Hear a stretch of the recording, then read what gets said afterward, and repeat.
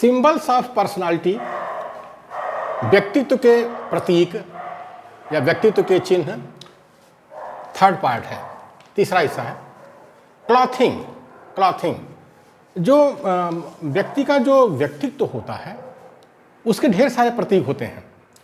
तो एक प्रतीक जो है क्लॉथिंग है। क्लॉथिंग मतलब वस्त्र, कपड़े पहनना, क्लॉथिंग वेशभूषा कह सकते हैं, कपड़े पहनना।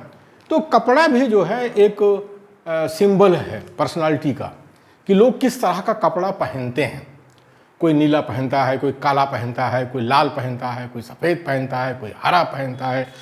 तो इस तरह से लोग कपड़े पहनते हैं। तो वह भी जो है व्यक्तित्व को प्रभावित करता है। पर्सनालिटी को लोग जो है पर्सनालिटी को जज करते हैं, कपड़े से भी जज करते हैं। It may be A means of communicating with others. It may be A means of communicating with others. वेशभूषा या कपड़ा एक साधन है, मीन्स है, एक साधन है जिससे दूसरों के साथ संप्रेषण किया जाता है, जिससे दूसरों के साथ संप्रेषण किया जाता है। यानी कपड़ा जो है वो संप्रेषण करता है, कम्युनिकेट करता है। आप जिस तरह का कपड़ा पहनते हैं, आप भले ही किसी से कुछ मत बोलिए, लेकिन वो कपड़ा बोलता है, कपड़ा दूसरे लोगों से बोलता है। अब जैसे हमारे योगी आदित्यनाथ जी हैं, उत्तर प्रदेश में मुख्यमंत्री रहे हैं।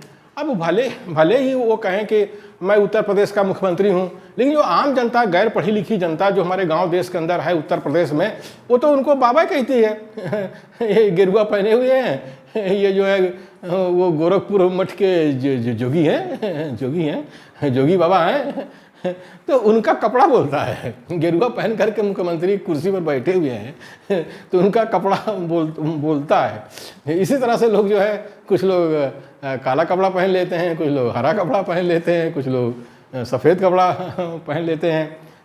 और पहले तो हमारे भारत के मूल निवासियों को जो है सफ़ेद कपड़ा पहनने से मनाही थी कि हमारे मूल निवासी सफ़ेद कपड़ा नहीं पहन सकते हैं और नया कपड़ा नहीं पहन सकते हैं। ये मनुस्मृति का कानून है हमारे भारत के मूल निवासियों के लिए।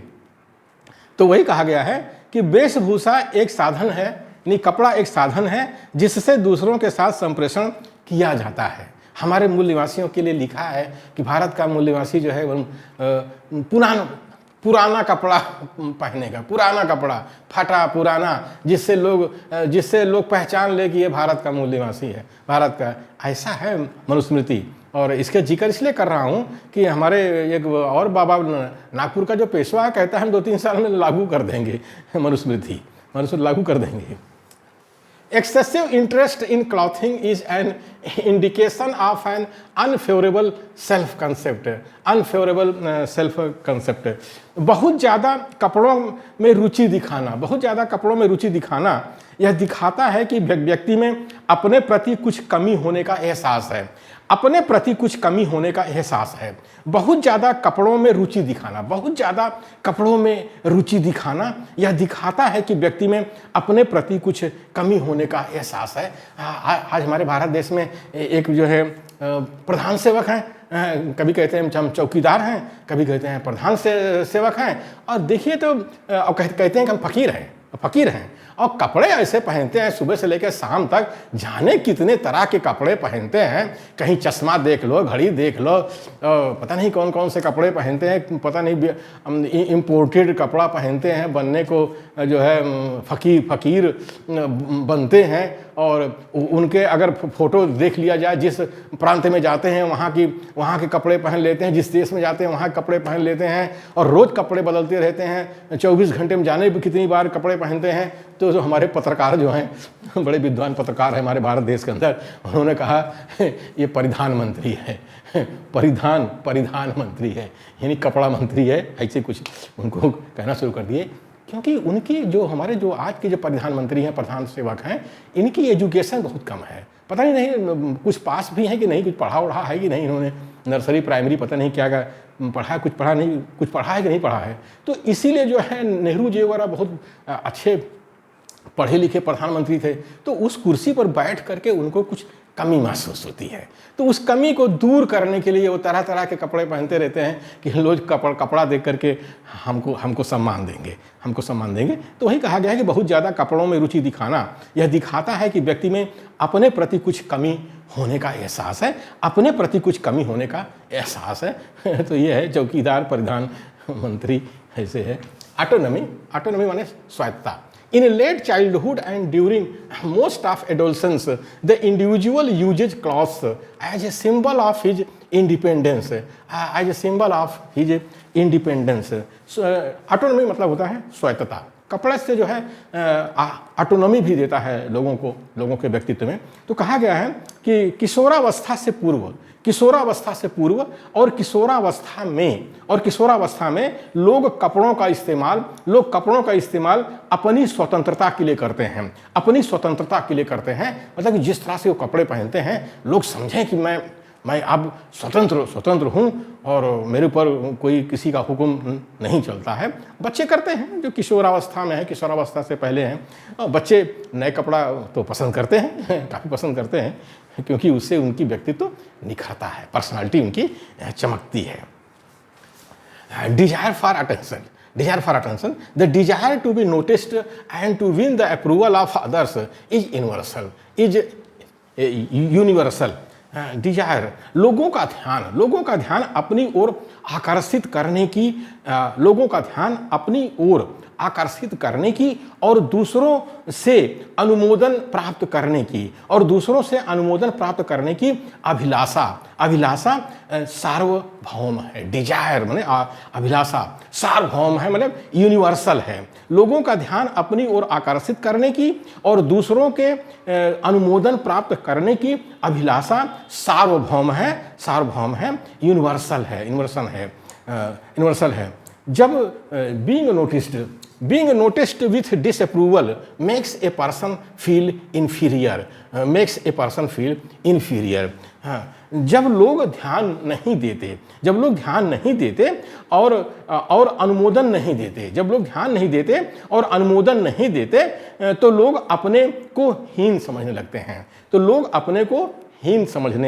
लगते हैं। तो इस तरह से जो व्यक्तित्व है रोगी हो जाता है। अगर लोग ध्यान नहीं दिए, कोई कपड़ा पहन के आया है, लोग ध्यान नहीं दिए, उसकी प्रशंसा नहीं करते, अप्रूवल उसको नहीं देते, अनुमोदन नहीं करते, तो वो अपने को हीन समझता है कि मैं इन्फीरियर हूँ इन लोगों के मुकाबले।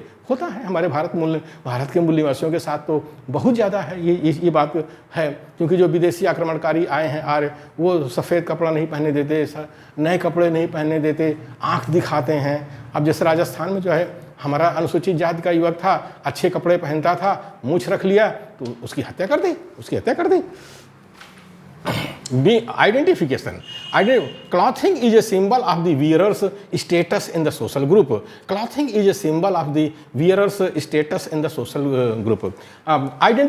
Identification होता पहचान, लोगों की पहचान बनती है। कपड़े पहनने से उसके व्यक्तित्व की पहचान बनती है।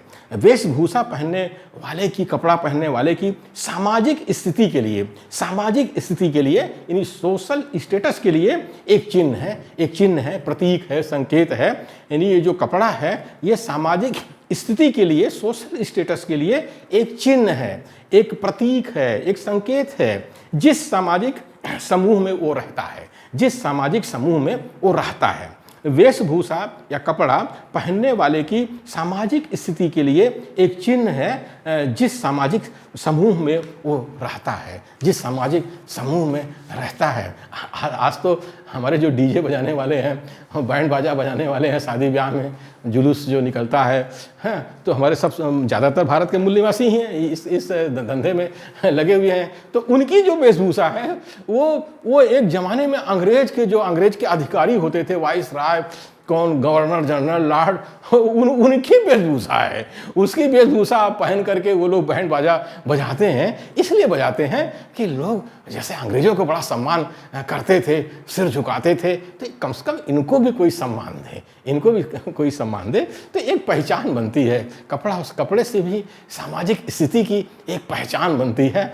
कैसा समय बदल गया कि अंग्रेज जिस वेशभूषा को पहनते थे, कपड़ा पहनते थे, आज हमारे भारत के निवासी गांधी वही कपड़ा पहन करके बैंड बाजा बजा रहे हैं, डीजे बजा रहे हैं, डांस कर रहे हैं सड़कों पर।